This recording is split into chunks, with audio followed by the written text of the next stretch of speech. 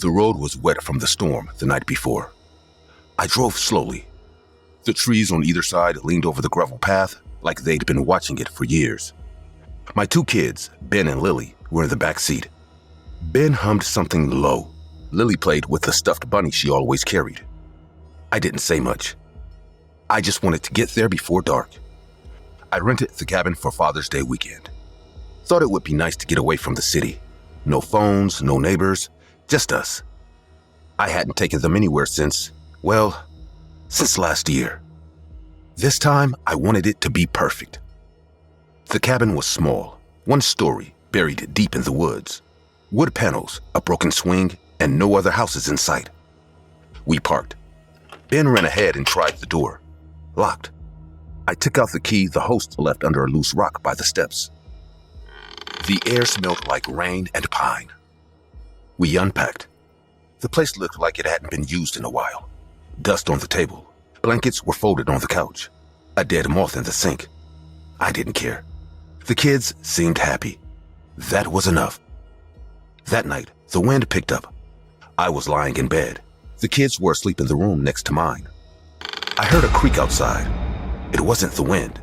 It was slower, like weight on the porch. I sat up and held my breath.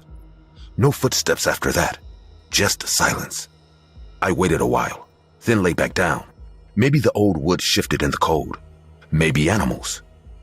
I didn't get up to check. The next morning, Ben said he heard someone talking outside. A whisper. He pointed to the woods. I walked out, looked around. Nothing. Trees, dirt, an old rusted shovel leaned against the side of the cabin. I hadn't seen it yesterday. I told him it was just the wind. Lily didn't say anything. She just stared at the swing in the yard.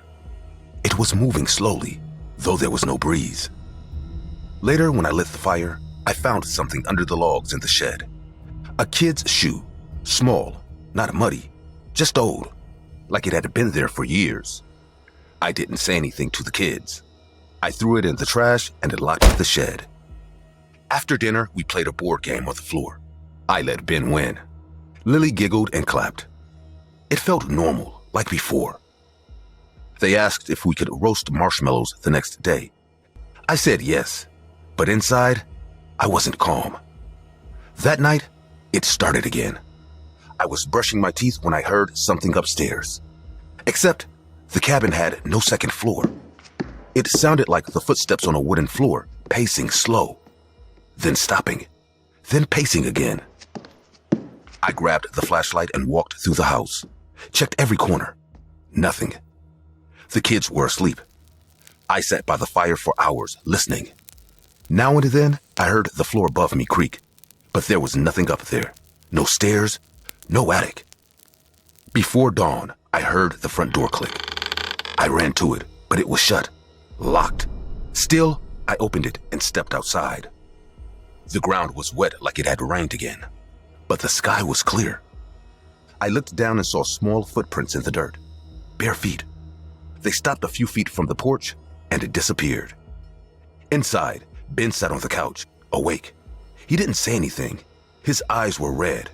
I asked him what happened. He looked at me and said, "She was calling me from the woods." I didn't sleep. I watched the kids all morning. Lily seemed quiet. She kept humming to her bunny. I made breakfast, but none of us ate. I went to check the back of the cabin, thinking maybe there was some kind of animal getting in. That's when I saw the basement door. It was hidden behind some branches and junk. Metal rusted with a padlock. I forced it open with a crowbar I found in the shed. The stairs were stone, steep, and led into pitch darkness. I turned on my flashlight. I walked down slowly. The air was cold, smelled like mold and something else. I saw broken furniture, old toys, and a mattress stained with something dark. On the wall, scratched with what looked like fingernails, was a word. Dad. I froze. The hair on my neck stood up. There were drawings on the floor, childlike. A stick figure family with one of them crossed out violently. I backed up, hit something, turned fast. A broken mirror. Just me in it. But for a second, I swear there were two shadows. Upstairs, I heard Lily scream. I ran up, took the steps two at a time. Lily stood in the hallway shaking. She pointed at the room. Ben was gone. I opened the door. The window was wide open, curtains flapping. His shoes were still on the bed. No note. I told Lily to stay inside, grabbed the flashlight, and went into the woods. I called his name. No answer. I followed where the footsteps had been yesterday. They were back, fresh, leading away from the cabin, deeper into the trees. The further I walked, the colder it got, like the sun hadn't touched this part in years. I found Ben's stuffed bear hanging from a tree branch, tied by its neck. Below it, carved into the bark, was one word: stay. I heard movement behind me, turned fast, nothing. Then I saw him, Ben, standing in a clearing, but something was off. His skin looked pale like wax. His eyes were too wide. He spoke without blinking. "You said you wouldn't hurt us this year." My mouth went dry. I stepped back. My chest felt tight. I tried to say his name, but no sound came out. He tilted his head. "It's still Father's Day, right?" I ran, didn't look back. Branches hit at my face, roots grabbed at my feet. I crashed through the woods until my chest burned, until I saw the cabin again. I stumbled in, slammed the door, and locked it. The silence inside was worse than the trees. Lily was gone. Her bunny sat in the middle of the floor, wet and torn. Then I heard laughter, light, familiar. I turned. Both of them stood by the fireplace, Ben and Lily. Their skin was pale. Their eyes were dark, sunken. Dirt clung to their hands. Their clothes were the same ones from that night. That night. I dropped to my knees, my throat closed. The memory came back full of force. The shouting, the body, the stairs, the sickening crack. Lily's scream, Ben trying to run, my hand grabbing him. The silence after. The blood. The cold dirt behind the shed. Ben took a step toward me. "You said it was an accident." Lily clutched her bunny. "You buried us. You left us in the dark. You killed us, Daddy." I couldn't breathe. I saw their faces, lifeless, frozen the way they looked that night, right before I dragged them into the backyard and covered them with soil. I had come back here to feel close to them, to pretend we still had something. But I brought them back in a different way. They weren't alive. They had never been on this whole trip. They'd been dead silent since that Father's Day. I just didn't want to be alone. But I am. I always was. The kids never came to the cabin. Only their ghosts did. And they remember everything. The cabin burnt fast. I didn't remember lighting the fire, but it spread quickly. Flames licked the walls. Smoke filled the room. I saw the kids through it, just watching. Their faces didn't change. I sat by the fireplace, coughing, waiting. They didn't scream. They didn't move. They were already gone. That was 3 years ago. Every Father's Day since, I see them. In reflections, in doorways, watching, waiting. I tell people I lost my kids in an accident. But the truth is, I killed them. And they never left.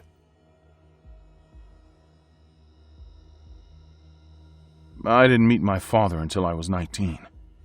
My mother never talked about him. She used to say, some people are better left where they belong, behind. I thought it meant he had been in jail or something. She died of cancer in '88, and that same year, I got a letter. A short, weirdly formal message signed R.P. Cooper, inviting me to stay with him in Virginia. He said he had reason to believe we were related. I didn't have anyone left and had nowhere to live, so I said yes.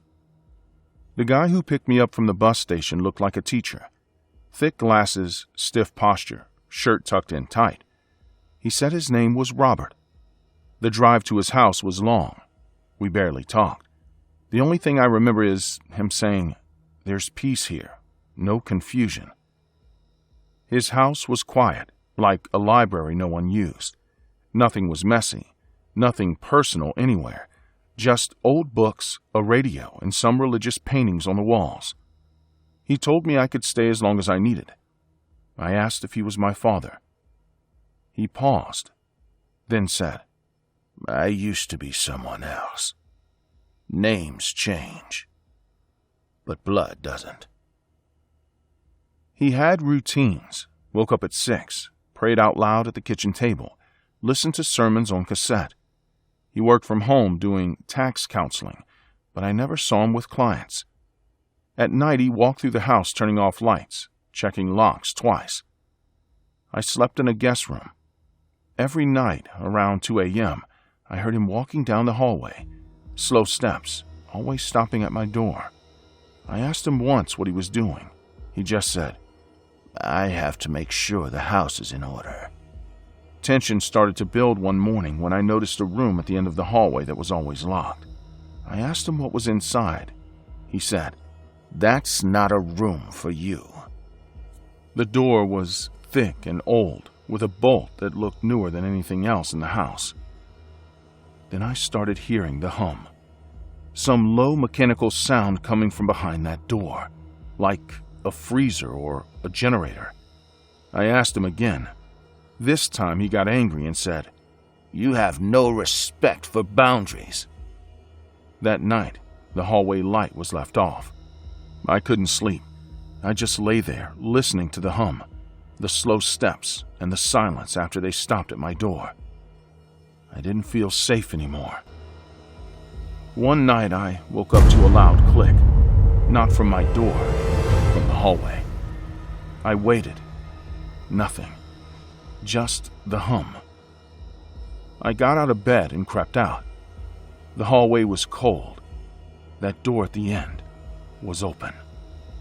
Inside, the hum was louder. There was a freezer in the corner, the kind you use in a butcher's shop.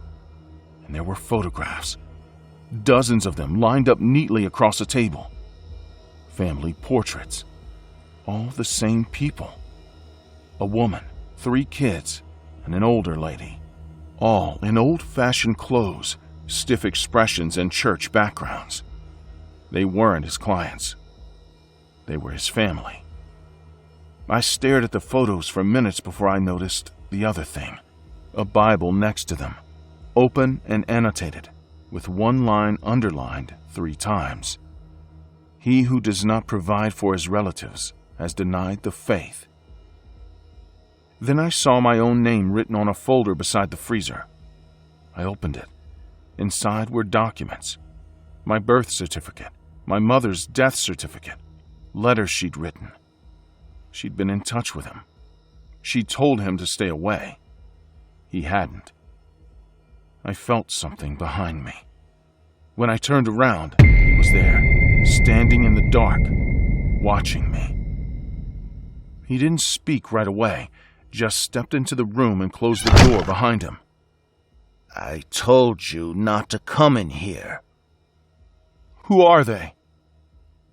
"People I failed. People I loved." "They're dead, aren't they?" He didn't answer. He walked to the freezer and put his hand on the lid. His fingers trembled slightly. "I thought I could do it better this time. I thought if I raised you right, quiet, steady, maybe I could fix it." I backed away. He didn't move, just kept talking. "I had been someone once. A good provider, a man of God. But the world made it impossible to live clean.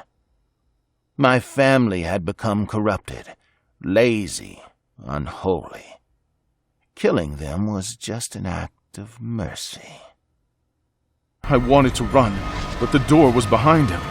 He pulled a key from his pocket and locked it. Then he opened the freezer. There were no bodies. Not anymore.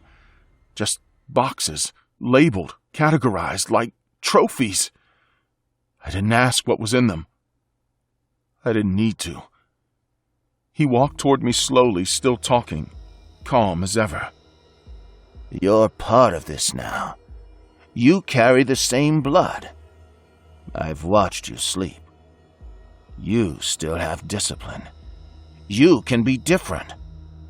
But only if we make this house clean. He took something from under the table. A belt. Thick leather. Stained.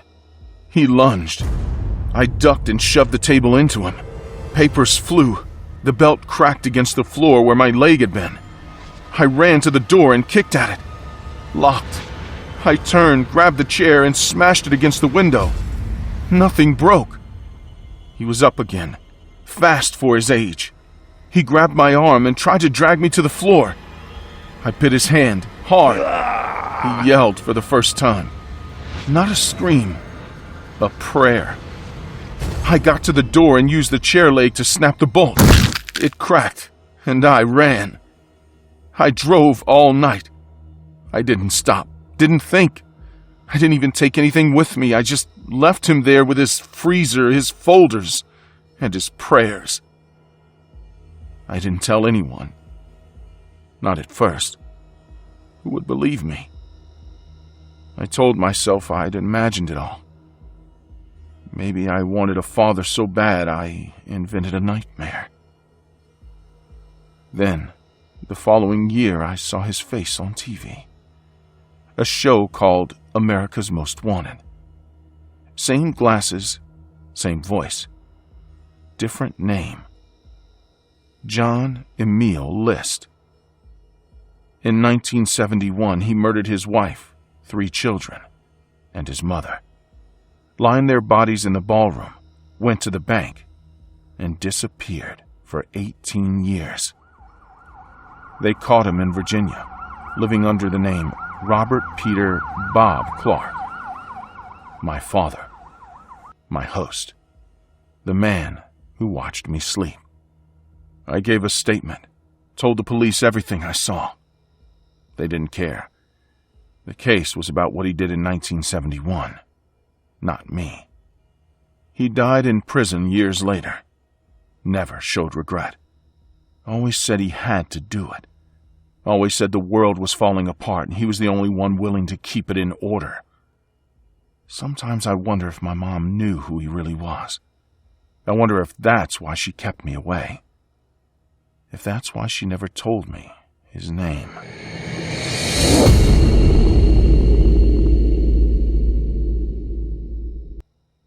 This story is based on John List, an American man who murdered his wife, 3 children, and mother in their New Jersey home in 1971. After committing the crimes, he meticulously cleaned up the scene, left religious notes justifying his actions, and disappeared for 18 years, until he was caught thanks to a sketch shown on the program, America's Most Wanted. He believed that his family was straying from the path of God, and that killing them would save them spiritually. He was an extremely cold, calculating, and religious man, which made him a shocking figure in American true crime.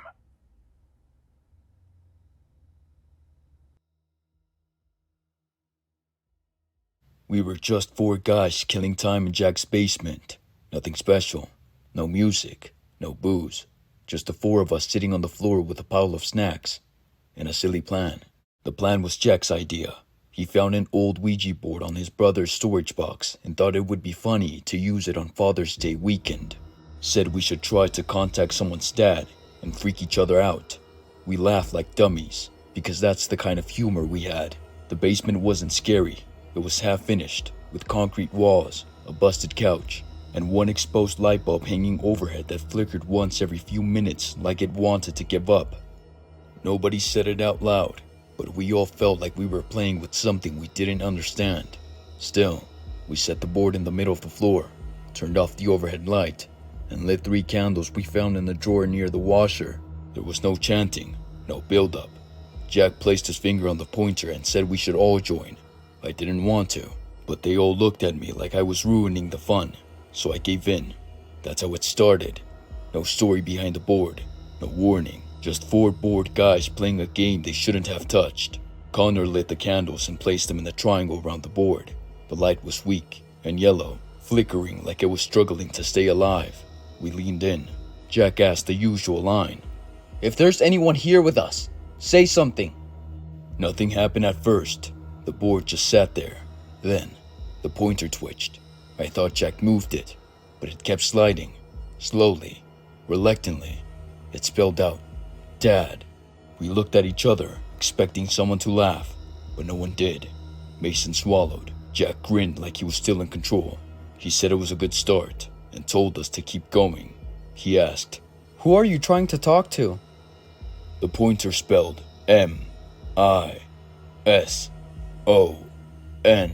The room didn't feel colder. It didn't feel darker. It just felt wrong, like the space around us shifted slightly, and we weren't sitting in Jack's basement anymore. There was something else now, invisible but watching. I kept my fingers on the board, but my mouth was dry. Then, the pointer moved again. Where is he? Jack chuckled nervously and said, You found him, Dad. Happy Father's Day, I guess. Then, the board answered, Trevor. I froze. That was my name. My hands started shaking. I wasn't moving the pointer. I looked at them. None of us were smiling anymore. Mason tried to laugh it off, as if it was a coincidence, but he didn't sound convinced. Then, the pointer moved fast, hard, sliding with purpose now. Liar. Bad. Disrespect. It kept going. The planchette scraped the board like it was angry. We tried lifting our fingers, but it felt stuck, like we couldn't pull away. Then a candle went out, and the room didn't just go dark. It dropped into something heavier, like breathing through wet towels. There was a long groan of pipes, or maybe from under the floor. We all stood there at the same time. The board moved without us, letters flying, no hands touching. It spelled out the last word, obey. Then the second candle blew out. No draft, no open window, just darkness. Connor reached for the light switch, but it didn't work. Jack grabbed his phone, but the screen was dead, no battery. Mason checked his. Same thing. All of us looked around like maybe someone else was in the room. We were 4 feet from each other, but it felt like we were farther apart, like the space between us stretched somehow. Something banged from upstairs, just one loud bang. We stopped breathing. Another bang, closer, then footsteps, not heavy ones, slow, measured, coming down the stairs without rushing. That's when I remembered the way he used to come down the hallway in our old house, the weight in his steps, the sound of belt dragging behind him. Jack moved the door, pulling hard. It wouldn't open. He kicked it, shoulder checked it, and screamed. Nothing. The footsteps stopped behind the door. We all backed up. I didn't want to see what was behind it. Then, we heard the voice. I'm here now. It wasn't yelling. It wasn't angry. It was low, steady, like someone who knew they were in control. The door didn't open. It just cracked down the middle like it had been struck by a truck. Something stepped through the splinters. It was a man, but his skin hung loose and gray. He had no shirt. His ribs stuck out, and his face was swollen like he drowned. His eyes were yellow, his fingernails black. He smiled at me, and I felt like I was 12 again, hiding in the closet with the door cracked open, waiting for him to fall asleep. Connor threw a chair at it. The thing didn't flinch. It grabbed Connor by the face and lifted him off the ground. Connor kicked and punched, but it didn't matter. Blood ran down his chin, where the thing's finger pressed into his skin. I tried to run towards him, but my legs wouldn't listen. Not from fear, but from something else, like the air was too thick to move through. Mason tackled it from the side. It didn't let go of Connor, and slammed Mason to the wall so hard the drywall cracked. Jack screamed and picked up a piece of wood, swinging it with both hands. It shattered against the thing's back, and it turned to Jack like he was an insect. It grabbed his head and bashed it against the floor, once, twice, then tossed his body aside like trash. It turned to me, took a step, then another. I backed into the wall. I was too slow. It was already in front of me. The smell hit me first. Mold, blood, something rotten. He leaned and whispered, "You always disobeyed. I gave you everything." Then he grabbed my throat and squeezed. I couldn't breathe. My vision went black around the edges. I kicked, clawed, and nothing worked. Then my hand hit something sharp on the ground. The broken planchette. I stabbed it into his shoulder. It didn't hurt him, but he screamed, not in pain, like something deeper, like the sound of metal twisting. His skin started to split, steam pouring from the wound. He dropped me. I crawled towards the board and smashed it with my elbow until it cracked in half. Then, again, splinters, blood on my arm. The candles exploded. The room lit up bright white, and the thing screamed again, louder this time, like it was being pulled back. Everything around us shook. Walls, floor, air. The door flew open. Mason grabbed Connor, who was still breathing, barely. We ran up the stairs without turning back. I never saw Jack's body again. We left him there. We had no choice. That was the last time I saw any of them in person. Mason walks with a limp now. Connor doesn't answer my calls. Jack's house was sold. No one ever found a body, just blood, broken furniture, and a name carved into the wall in something black. Trevor. I don't celebrate Father's Day. I don't talk about that night. I don't go near anything spiritual or fun. And sometimes, when I wake up too fast, I hear the voice again, real quiet, in the back of my head. Daddy misses you.